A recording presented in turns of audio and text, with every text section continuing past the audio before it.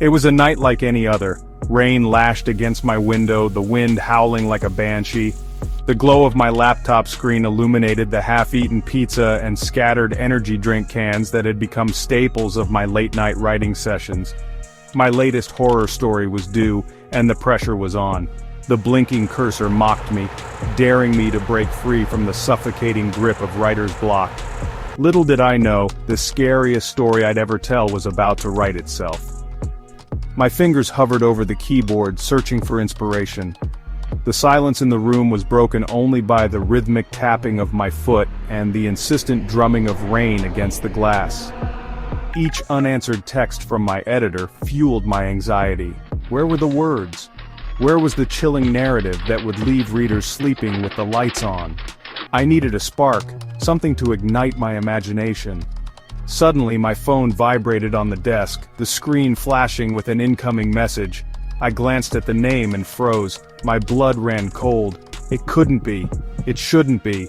The name staring back at me belonged to Jason, my best friend. My friend who was gone. My friend who had been laid to rest months ago.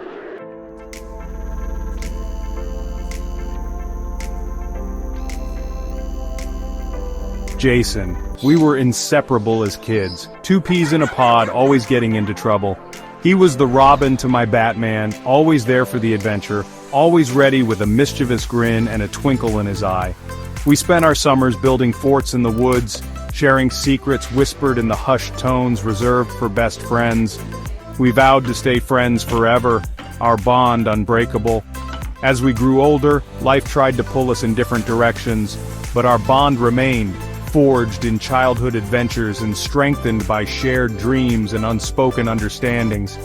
Jason was the life of the party, the one who could light up a room with his infectious laughter. He had a knack for making everyone feel like they were the most important person in the world. Then, tragedy struck. A hit-and-run accident. Gone too soon. The weight of his absence pressed down on me, heavy and suffocating. The world seemed a little dimmer, the laughter a little quieter without him. We never got to say goodbye, or so I thought.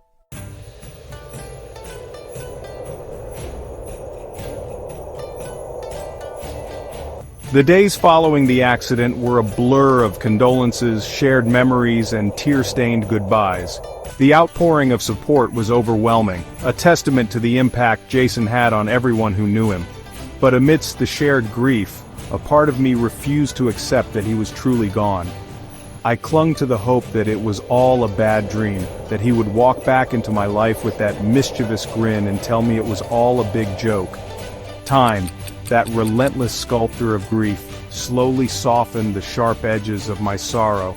I found solace in the memories we shared, the laughter we enjoyed, the bond that death itself couldn't sever. I kept his memory alive, sharing stories of our adventures, ensuring that his spirit lived on in the hearts of those who loved him. And then, on that stormy night, as I struggled to breathe life into my writing, Jason's name flashed on my phone screen, shattering the fragile peace I had built around his absence. A text message from beyond the grave.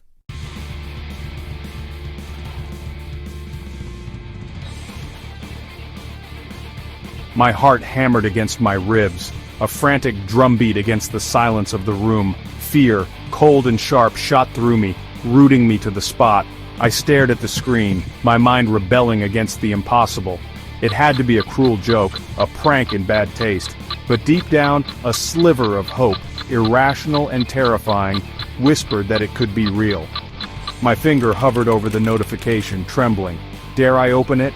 Could I bear the weight of what I might find inside? The message seemed to pulsate on the screen, beckoning me closer, daring me to unravel the mystery of its origin. Hey man, it's me. The words were simple, innocuous even, yet they sent shivers down my spine. The casual greeting, so typical of Jason, only amplified the surreal horror of the situation. It was his voice, his way of reaching out, cutting through the veil of death to whisper in my ear. What have I done?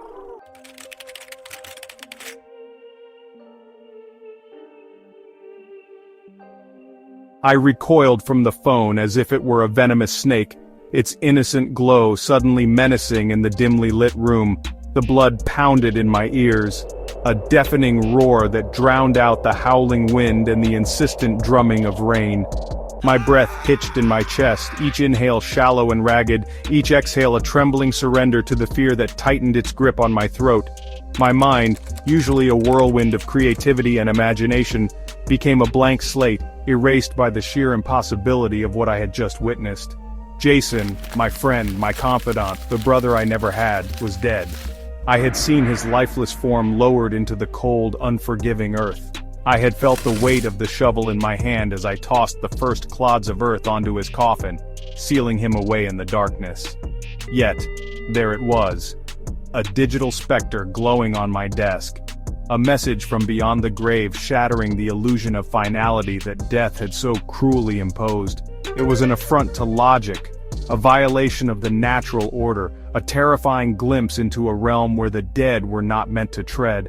For what felt like an eternity, I sat there, paralyzed by fear, my gaze locked on the phone as if it were a venomous snake ready to strike. The message, "Hey man, it's me," seemed to burn itself into my brain, each word a searing brand that marked me with the chilling certainty that something was terribly, terribly wrong.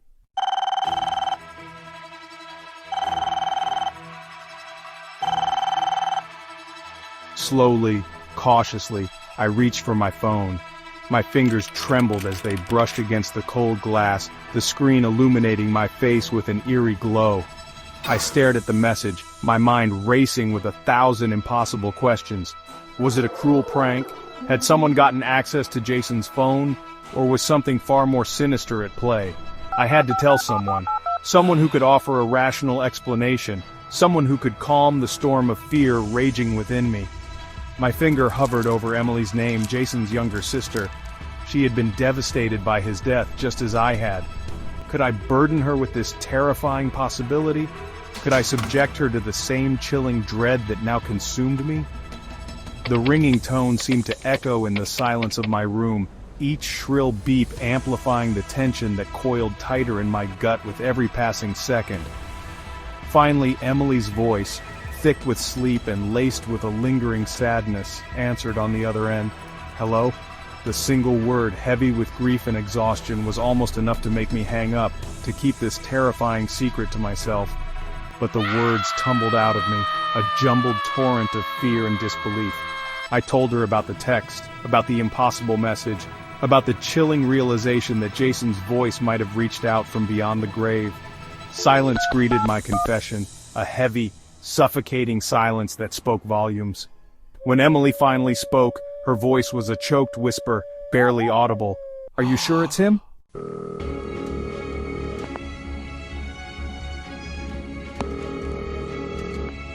Emily's initial disbelief quickly morphed into a chilling echo of my own terror. She confirmed that Jason's phone had been buried with him, a final, heartbreaking memento placed in his coffin along with his favorite leather jacket and a worn copy of our favorite comic book. Logically, it was impossible for him to have sent the text. Yet, the evidence stared back at me from my phone screen, a digital specter mocking our attempts to rationalize the impossible. We spent hours on the phone, dissecting the situation, searching for a plausible explanation. Had someone stolen the phone before the burial? Was it a sick joke orchestrated by someone who knew about our shared history? Each possibility seemed more far-fetched than the last, yet we clung to them like life rafts in a sea of uncertainty. The alternative, the terrifying reality that we were both beginning to accept, was too monstrous to comprehend. As the night wore on, exhaustion gnawed at the edges of my fear, but the adrenaline coursing through my veins kept me tethered to the present, to the chilling mystery unfolding before me. Emily, on the other hand, seemed to shrink into herself, her voice growing fainter with each passing hour.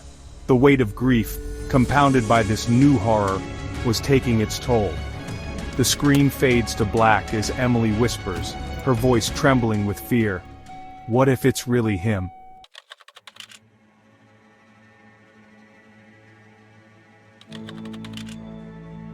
Unable to sleep, I spent the remaining hours before dawn poring over my old text conversations with Jason. His words, once a source of comfort and amusement, now seemed laced with a chilling premonition. Jokes about haunting my dreams if anything ever happened to him, casual mentions of the afterlife, and cryptic comments about the thin veil between the living and the dead now sent shivers down my spine. Driven by a desperate need for answers, I delved into the darkest corners of the internet, searching for any mention of similar occurrences. Stories of haunted phones, digital messages from beyond the grave, and ghostly apparitions appearing in selfies flooded my screen, each tale more unsettling than the last. While most were easily dismissed as hoaxes or urban legends, a few sent a cold shiver down my spine, their details eerily similar to my own experience.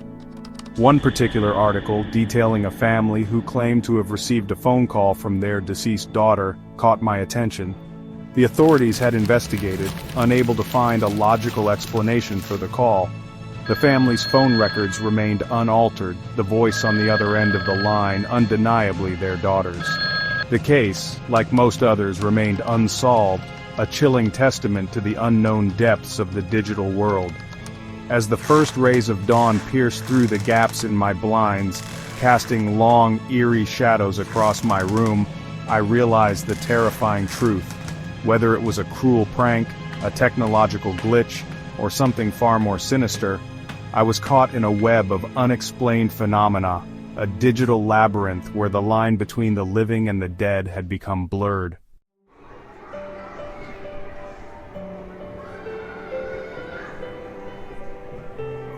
Despite the fear that gnawed at my insides, a spark of hope flickered within me.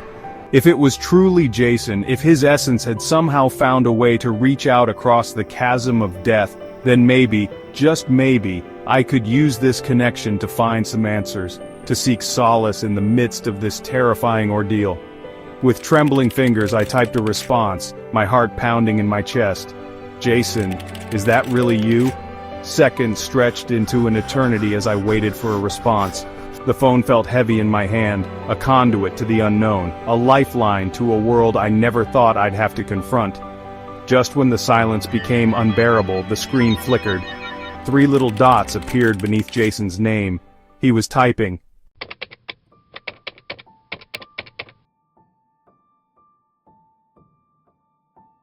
My breath hitched in my throat, each inhale shallow and shaky, as I watched the 3 dots pulsate on the screen. It was agonizing, this digital dance of anticipation and dread. Was he struggling to find the words like a diver surfacing from the depths of a dark ocean? Or was it something more sinister, a malevolent entity toying with me, savoring my terror? Then, as quickly as they appeared, the dots vanished. The screen remained empty, a blank slate mocking my desperate hope for a response. Disappointment, sharp and cold, washed over me, followed by a renewed wave of fear. Had it been a cruel trick of the technology, a fleeting glitch that momentarily rekindled the embers of my shattered hope? Before I could process the thought, the phone vibrated in my hand, the screen flashing with a new message. "Yeah, it's me." The words hung in the air, a digital whisper from beyond the grave. My heart hammered against my ribs, a frantic drumbeat against the silence of the room. "But how?" I typed back, my fingers trembling as they struggled to keep pace with the torrent of questions swirling in my mind. How was this possible? What did he want? Was it truly Jason or something else wearing his digital skin? Each question clawed at the edges of my sanity, threatening to pull me into the abyss of the unknown.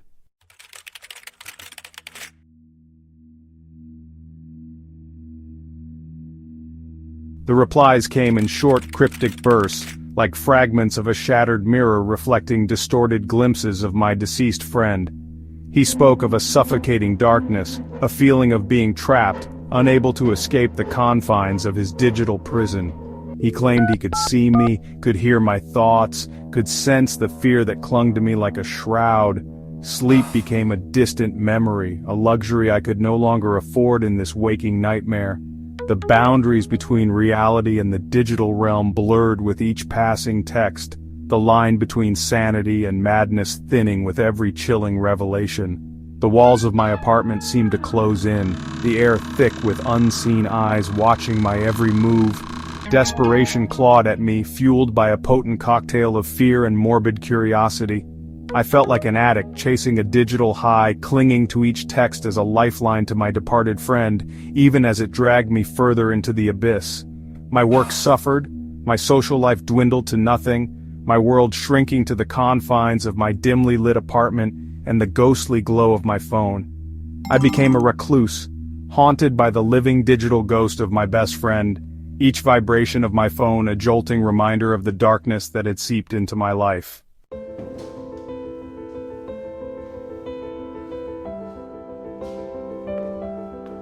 "You're experiencing a trauma response," Dr. Lewis said, her voice calm and reassuring. "The guilt, the grief, it's manifesting in these unusual ways." I had finally heeded my sister's pleas, seeking professional help for what she believed was a psychotic break brought on by Jason's death. I wanted to believe her. I wanted to dismiss the texts as figments of my fractured psyche, the product of a mind grappling with unimaginable loss. But deep down, in the cold, dark recesses of my gut, I knew better. The messages, the timing, the intimate details of Jason's life he revealed. It was him. It had to be. As if on cue, my phone vibrated on the table, the screen flashing with a new message from Jason. Dr. Lewis, her brow furrowed with concern, followed my gaze. "You see?" I choked out, the words catching in my throat. "It's happening again." Her eyes met mine, a mix of empathy and professional curiosity swirling in their depths. "May I?" she asked, gesturing towards the phone. Part of me, the rational part desperately clinging to sanity, screamed at me to refuse, to protect the fragile connection I had with Jason.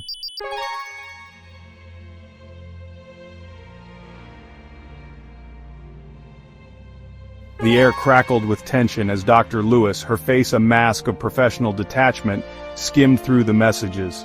I watched her carefully, searching for a flicker of recognition, a hint of understanding in her eyes, but found none. When she finally looked up, her expression was grave. "These messages," she began, her voice carefully neutral, "they're disturbing." I didn't need her confirmation. The messages had taken a sinister turn, filled with a chilling resentment, a growing anger directed at my inability to free him from his digital purgatory. The haunting extended beyond the digital realm. Doors slammed shut in the dead of night. Objects moved inexplicably. A cold spot settled permanently in the corner of my living room, a chilling reminder of the unseen presence that shared my space. Fear, once a constant companion, morphed into something darker, a gnawing dread that ate away at my sanity. My reflection in the mirror was no longer my own. The man staring back at me was a stranger, his face etched with fear, his eyes haunted by the knowledge that some lines should never be crossed, some doors best left unopened. I had stumbled into a realm beyond human comprehension, and there was no turning back.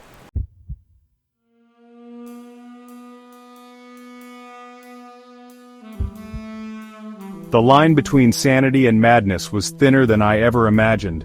Sleep, when it came, was riddled with nightmares, a hellscape of digital glitches, ghostly apparitions of Jason, and the suffocating darkness he described. Each waking moment was a battle against the creeping paranoia that whispered in my ear, "He's here, he's watching, he's waiting." The messages grew more desperate, more demanding.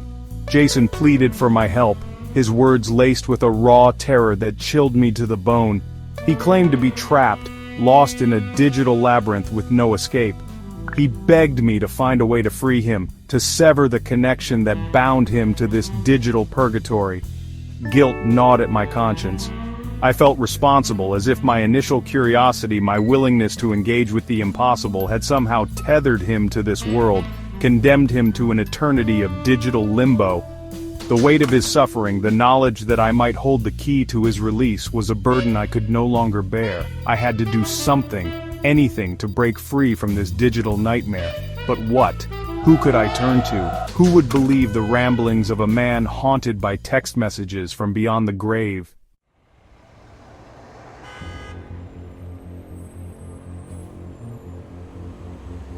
Days turned into sleepless nights as I delved deeper into the occult, seeking answers in ancient rituals, forgotten lore, and the digital whispers of online forums dedicated to the strange and unexplained. I scoured forums dedicated to EVPs, haunted technology, and digital communication with the deceased, hoping to find someone, anyone, who could offer a solution, a way to sever the connection that bound Jason to the digital plane. One post, buried deep within an obscure forum, offered a glimmer of hope. A user, claiming to be a digital shaman, described a ritual, a way to appease restless spirits trapped in the digital realm. It was a long shot, a desperate gamble, but with each passing day, with each chilling message from Jason, it became clear that conventional solutions were useless. The ritual was specific, requiring a precise combination of digital devices, personal artifacts, and ancient incantations. I felt a tremor of fear as I gathered the necessary items, my heart pounding in my chest. Was I truly prepared to delve into the unknown, to tamper with forces I could barely comprehend? Looking at Jason's smiling face in the photograph, a pang of guilt and grief washed over me. This was my best friend, reduced to a digital ghost, trapped in a technological purgatory. I had to try. For Jason, for my own sanity, for the hope of finding peace, even if it meant confronting the unknown.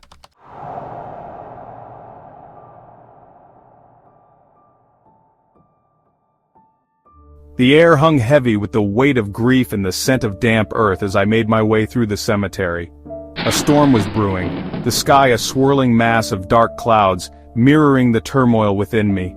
I clutched the bag containing the ritual items, my heart pounding a frantic rhythm against my ribs. Jason's grave was a stark reminder of the fragility of life, the abrupt finality of death. I knelt before his headstone, the cold, smooth granite a stark contrast to the warmth of the memories flooding my mind. A wave of guilt washed over me. Had I failed him in life by not being there for him, and now in death by trapping him further in this digital purgatory? With trembling hands, I arranged the ritual items according to the instructions. The black mirror reflecting the stormy sky, the white candle flickering precariously in the wind, the salt forming a protective circle around me. The digital shaman's words echoed in my mind, a mix of ancient incantations and technological jargon. Taking a deep breath, I picked up Jason's phone. It felt strangely warm in my hand, as if imbued with a life of its own. This device, once a symbol of our friendship, had become a conduit to the other side, a digital Ouija board connecting me to the ghost in the machine.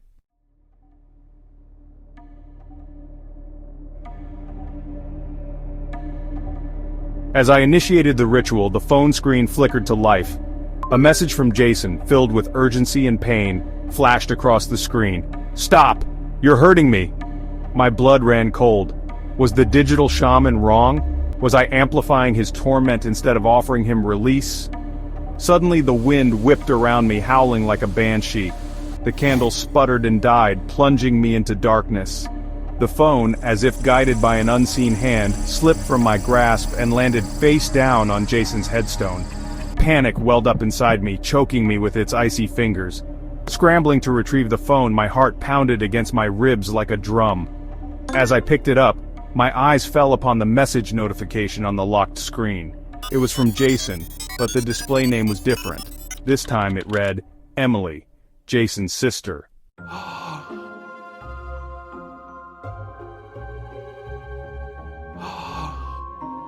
The truth hit me with the force of a physical blow. It wasn't Jason I'd been communicating with, but Emily. All those texts, all those pleas for help, all those chilling glimpses into what I thought was his digital torment. It was her. Emily. Driven by grief, by a twisted desire to keep her brother's memory alive, had woven a macabre tapestry of lies, manipulating me, using my love for Jason against me. My legs felt like jelly, my stomach churning with a potent mix of betrayal, anger, and a bone-chilling fear. The cemetery, once a place of somber reflection, now felt like a hunting ground, the headstones looming like silent witnesses to Emily's cruel game. A clap of thunder echoed overhead, as if the heavens themselves were recoiling in disgust. Each worried phone call, each seemingly innocent text message, each expression of concern for my well-being. It had all been an act, a carefully crafted performance designed to keep me hooked, to fuel the narrative she had so deftly woven. A cold fury began to replace the fear, a burning need for answers, for an explanation for this elaborate, cruel deception. The rain, as if sensing my turmoil, intensified, the wind whipping my hair across my face. I stood there for what felt like an eternity, the phone clutched in my hand like a lifeline to a reality that no longer existed. I had been so blinded by grief, by my own desire to cling to Jason's memory, that I had readily accepted the impossible, ignoring the glaring inconsistencies that should have alerted me to the truth.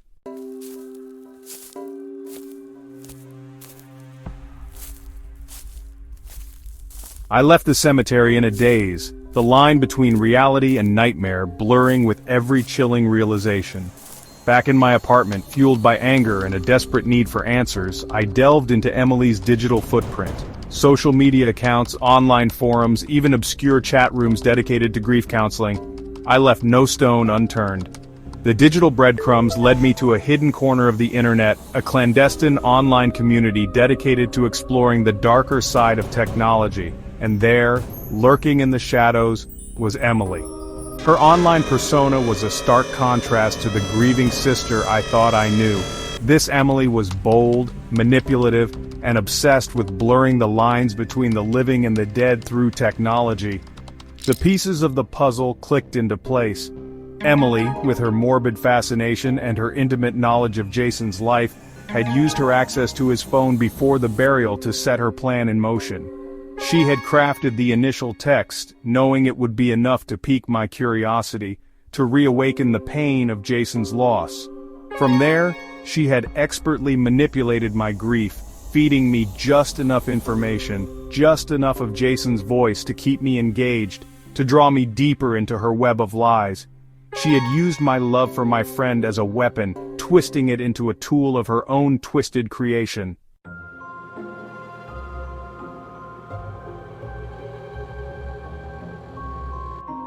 The days that followed were a blur of anger, confusion, and a profound sense of violation. The world felt off-kilter, my sense of reality shaken to its core. Sleep was a battlefield of fragmented memories and chilling what-ifs. My once safe haven, my apartment, now felt tainted, haunted by the ghost of Emily's deception. I tried to focus on my work, to lose myself in the world of fiction, but the words felt hollow, meaningless. The joy of creation, once a source of solace and escape, had been poisoned by Emily's actions. How could I ever trust my own imagination again, knowing how easily it could be manipulated, how quickly the line between reality and fabrication could be blurred? The police were sympathetic but ultimately unhelpful. Without concrete evidence, without Jason's phone to prove the origin of the messages, Emily's actions amounted to nothing more than a cruel prank, a twisted manifestation of grief. But I knew the truth. The digital ghost she had conjured had left an indelible mark, a scar on my psyche that no amount of therapy or rationalization could erase. I never confronted Emily. What good would it do? What words could possibly penetrate the wall of grief and delusion she had built around herself? I cut off all contact, severing the last remaining threads of a friendship that had been irrevocably shattered.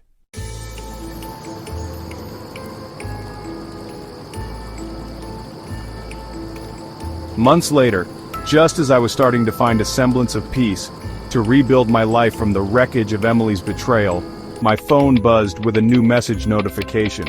It was an unknown number, but the content sent a chill down my spine. "Hey man, it's me. I think I found a way out." I stared at the message, my heart pounding in my chest. Was it Emily, continuing her twisted game? Or had something else, something far more sinister, slipped through the cracks of the digital world, masquerading as my dead friend?